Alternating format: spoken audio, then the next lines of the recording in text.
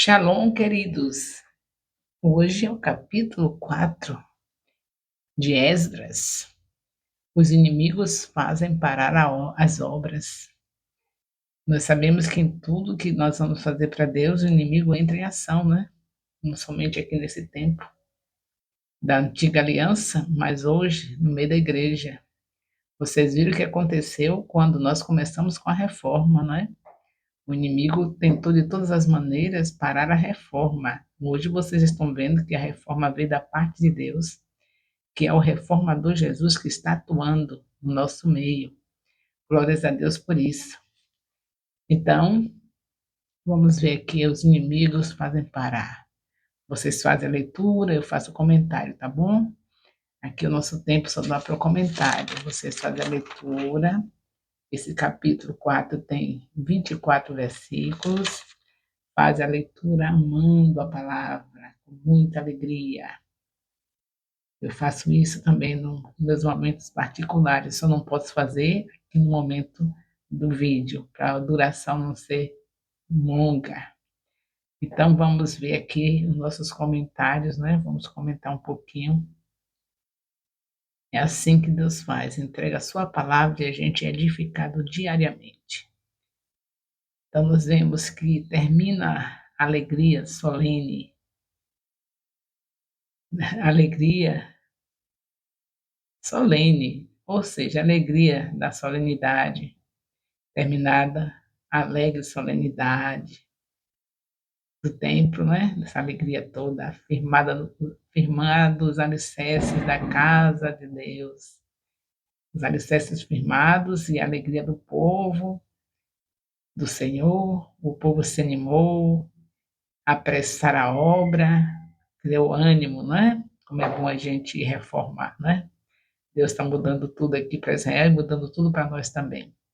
Com toda dedicação e esforço, o povo se empunhavam os seus objetos de construção ao mesmo tempo em que os seus corações batiam no mesmo ritmo. Não era somente da boca para fora, o coração estava alegre, com interesse, não só o templo, mas Jerusalém estava recebendo todos os reparos necessários, visto ter sido um movimento poderoso. Isso chamou a atenção dos inimigos, dos adversários. Esse movimento poderoso daqui também, não é, do nosso ministério, toda pessoa da sua casa com a Bíblia na mão, sua família toda, tendo o dia do seu discipulado, chamou a atenção do inimigo, ele queria nos entristecer com ideias contrárias à reforma, mas o Senhor nos abençoou, já estamos no livro de Esdras, e vendo Deus fazendo com eles a mesma coisa que está fazendo conosco, trazendo alegria. E o adversário não perde tempo, né? Nós vemos que o adversário de Judá e Benjamim, adversários, né? Eles que estrategicamente tentaram persuadir o povo. Vejam só, os adversários de Judá e Benjamim tentaram estrategicamente persuadir o povo. Quem são os adversários nossos? Benjamim e Judá tiveram seus adversários. E nós, quem são? No meio da própria igreja. Porque sabemos que a igreja não tem somente trigo, é formada de trigo e de joio. Jesus falou isso. Então o joio está sempre atento a tudo que for para glorificar a Deus. E eles começam aquela coisa, né? Aquela má vontade, lá dentro do seu coração, e depois arranja estratégia para ver se consegue desfazer aquilo que Deus está fazendo no meio da igreja. Então nós vemos que foi estrategicamente que eles tentaram persuadir o povo. A oferta dos inimigos parecia ser amistosa, vantajosa, revestidas de suas palavras de uma falsa piedade. Aqueles homens malignos,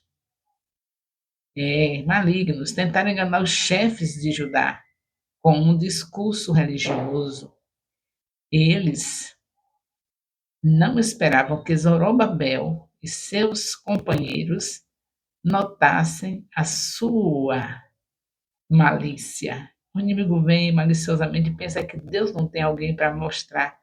O Espírito Santo está em nós e mostra a malícia. Pelo que obtiveram dura e firme resposta. Não tendes conosco na edificação da casa a nosso Deus, nós mesmos, sozinhos, a edificaremos ao Senhor. Nós mesmos sozinhos edificaremos ao Senhor, Deus de Israel, como nos ordenou Ciro, rei da Pérsia. Tem sempre alguém que está atento ao que o Espírito Santo faz e que mostra. Nos nossos dias, nós temos as mesmas coisas de perseguições do inimigo. Em tudo que Deus quer fazer, o renovo da igreja, levar a igreja ao avivamento, o inimigo vem sutilmente, com aquela estratégia. Foi o que aconteceu aqui com eles. Dando ofertas, né? Mas eles foram ativados pelo Espírito de Deus e descobriram. Revestidos do poder de Deus e assegurados pelo decreto do rei da Pérsia, os homens de Judá perseveraram na construção do templo, iniciaram, contudo, um templo sobretudo difícil, um templo sobremodo difícil. No lugar de alegria e confiança, houve desânimo e inquietação.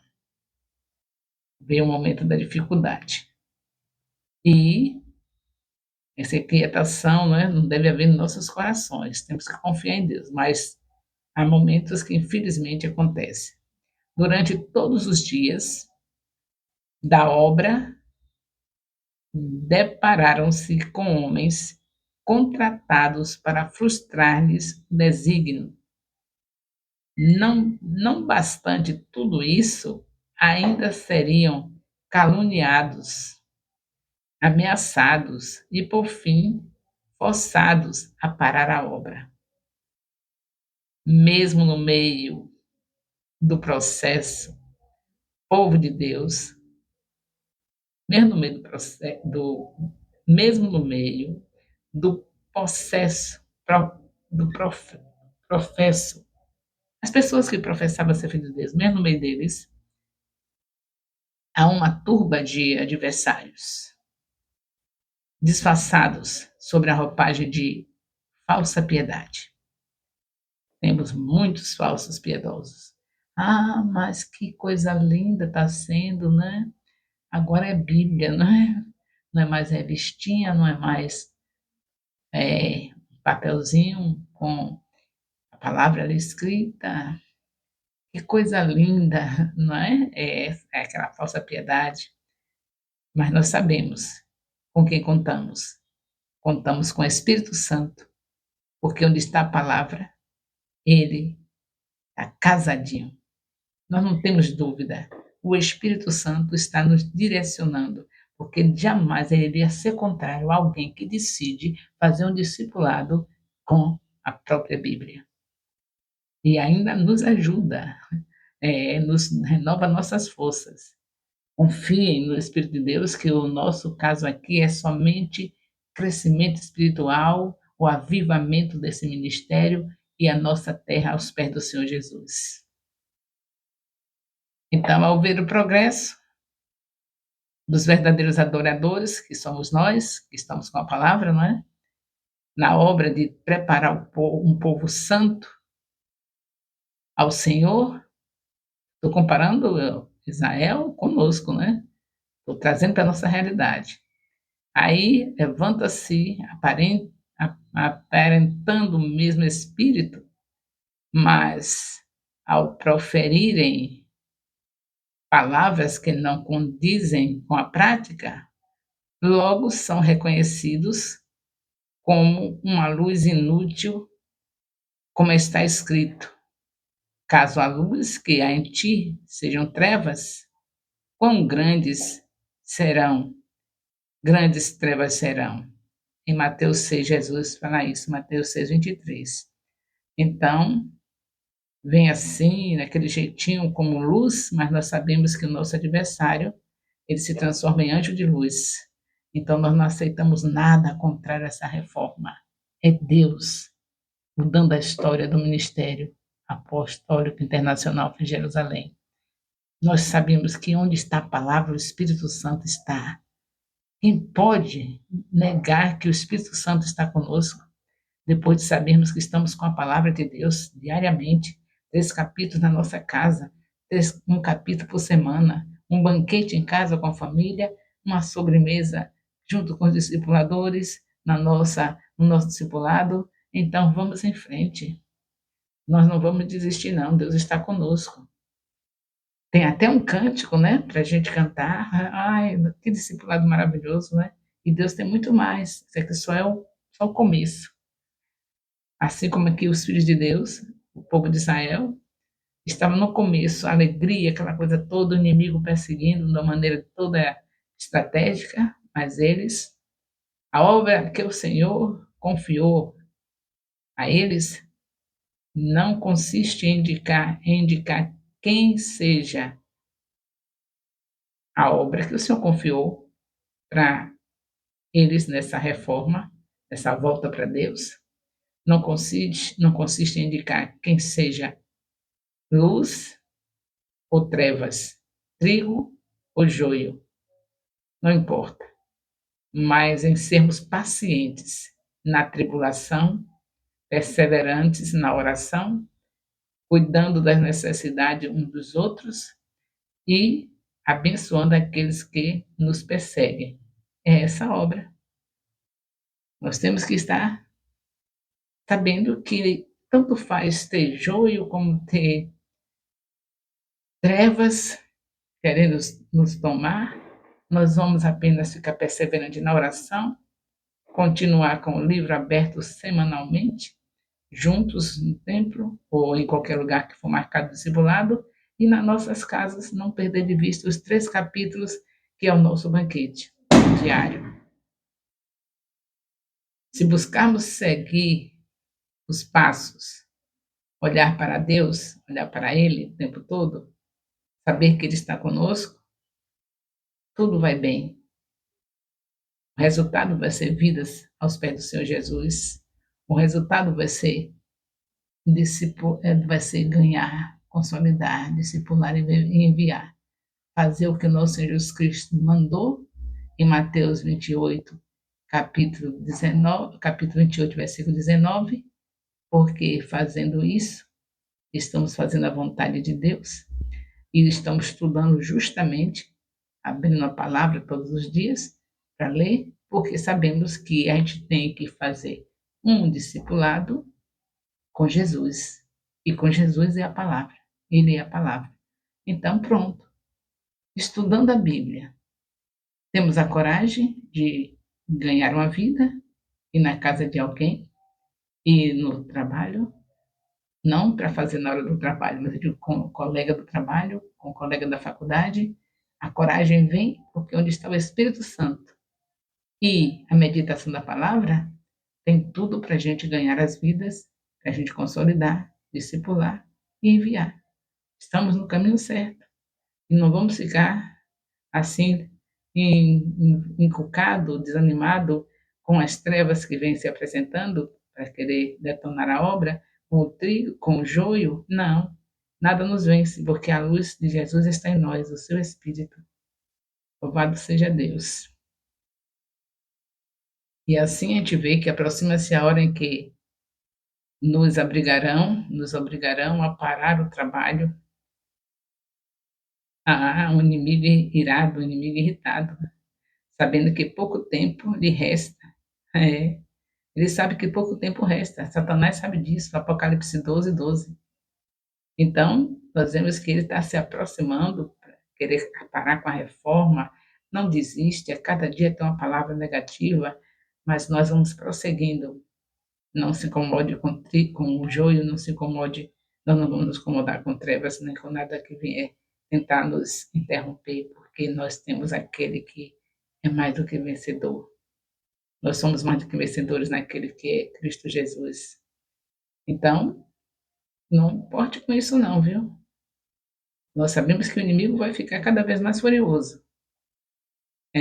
Resta pouco tempo para ele. Jesus está vindo com poder e glória. Ele diz em Atos 1, versículo 11, que assim como ele subiu, ele iria descer com poder e glória. Então não vamos ficar abatidos. Vamos continuar com a palavra que ele quer nos encontrar assim, meditando na sua palavra, de dia e de noite. E assim eu estou comparando a nós, igreja, com o capítulo 4 aqui de Esdras, falando que os inimigos não poderiam vencê-los, porque eles estavam na direção certa, restaurar o templo para voltarem a ser os adoradores que o Senhor sempre falou que eles fossem. E nós estamos aqui também restaurando a nossa intimidade com o Senhor na palavra. Hoje, a nossa restauração é nesse sentido, tem intimidade com a palavra, nossos filhos capacitados para sentarem junto conosco, os pais, e ouvirem seus líderes ao domingo, e ter suas reuniões com as suas líderes, líder de criança, no sábado, num outro horário, porque a nossa vida, se a gente quiser ter do melhor, tem que ter trabalho. Não tem que tirar uma coisa para uma coisa boa para botar outra coisa boa. Não, a gente tem que somar. A gente sabe que é bom nossa família sentar junto, ficar com as crianças do lado, o papai e a mamãe, tudo ali ouvindo a palavra, participando daquela obra maravilhosa do domingo, e as nossas crianças não ser roubada esse desejo de Deus das famílias estar juntas. Não pode se roubar isso, não pode tirar isso. E nem também pode deixar de ter líderes de criança para trabalhar com as crianças no sábado, nos feriados, em outros dias, porque a gente só quer levar vantagem em tudo. Não, eu vou fazer a obra de Deus, mas de uma maneira que não impeça a minha vidinha cá fora. Eu tenho que ter meus dias livres para fazer as coisas que eu preciso, trabalhar até exageradamente para estar acumulando bens. Aí a gente quer isso, não quer tirar o sábado ou um outro dia qualquer para a gente se reunir com as nossas crianças, para que elas possam ter aquele momento onde elas brincam, com a palavra sendo ensinada de uma maneira gostosa, para eles também terem esse momento que é preciso para a criança. Mas também é preciso que elas estejam com seus pais sentados ao domingo, conhecer quem é seu apóstolo, conhecer quem é seu pastor, conhecer quem é seu bispo, conhecer os líderes, os representantes de Deus que têm que estar nas nossas vidas, nas nossas famílias, sendo respeitados, sendo honrados. Aí os filhos não conhecem quem são essas pessoas, passam pelos líderes muitas vezes pela misericórdia, aí vê assim, diz, benção apóstolo, benção bispo, pela misericórdia, mas aquela intimidade, a criança sentar com seus líderes, querer visitar os seus líderes com a sua família, não querem. Por quê? Porque a gente tirou o que mais precioso, famílias reunidas no templo. Porque a gente não quer ter trabalho. Tudo que a gente quer ter de bom tem que ter trabalho. A gente quer ter a obra de Deus do jeito que Ele requer, que é bom como Ele quer. Então, como Ele quer, não tira o domingo, não. As crianças sentam juntos. Eu sei que eu estou falando uma coisa que eu não sei quando vai acontecer, mas o Senhor diz aos profetas que falem. Então, a gente não pode calar. Eu não sei quando vai acontecer. Nenhum profeta que falou as coisas do recado de Deus tiveram assim, sendo aceitos. Não, e Deus já avisava para eles: vocês não vão ser aceitos, não vão querer ouvir, mas fale, porque Deus quer que fale pelo seguinte: porque com aqueles que obedecerem, já estão sendo absolvidos, e aqueles que não obedecem estão sendo condenados. Quando o profeta vai, ele já sabe que às vezes, alguns, um ou dois, mas na maioria das vezes não aceitam a palavra do profeta, porque ele vem trazer recados de Deus que o povo não quer ouvir. Então, o que é que vai acontecer? Serão absolvidos ou condenados. Por isso que Deus diz: fale. A decisão é deles. Ou eles são absolvidos por mim, ou são condenados. Porque se não ouve o que Deus manda falar, são condenados. Qual é a condenação? Os filhos crescendo sem respeito aos representantes de Deus. Trocar esse momento de família juntos ouvindo a palavra, por uma salinha que é agradável, é gostosa, mas tem que ser feito no outro dia. Cada coisa no seu lugar. O nosso Deus é todo ordenado. Vocês viram que até aqui, tudo que nós lemos na Bíblia, ele repetindo tudo para não sair da ordem. Tudo. Então, mais uma vez, o Senhor tem nos aberto os olhos. Ensina a criança o caminho que deve andar, porque até envelhecer ela não se desvia dele. Se ensinar a criança a sentar dentro do templo com seus pais, elas não estarão saindo da idade de infância para ficar sentado nos últimos bancos e às vezes nem querem mais ir, porque só queria brincar, aprender a palavra brincando. Eu sei que elas aprendem, mas não é o momento. O momento é no outro dia. Então, vocês verem, porque eu estou com mais de 40 anos de ministério, e vocês verem no dia a dia, se vocês não virem, eu vejo, porque eu já tenho 75 anos, já vi isso bastante, me entristece o coração. A criança vai, todo domingo, o pai está lá sentado no templo e a criança lá, na salinha brincando. Ele pensa que a vida toda vai ser aquilo assim. Quando sai quando sai dessa fase que estuda a palavra brincando, eles pensam que vai continuar assim.